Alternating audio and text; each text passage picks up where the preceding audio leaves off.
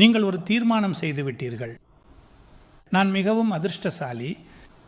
காலை எழுந்தவுடன் குறைந்தது 5 முறை இதை செய்ய வேண்டும்.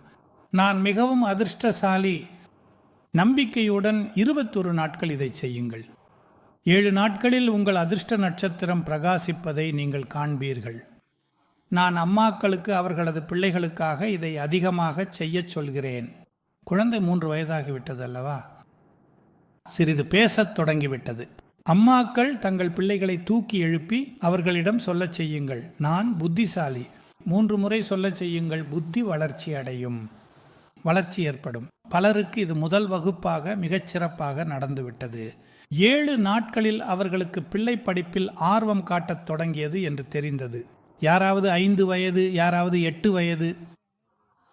அதனால் காலை நேரத்தின் முதல் 10 நிமிடங்கள் நமக்கு மிகவும் முக்கியமான நேரமாகும். இதை பயன்படுத்துவோம்.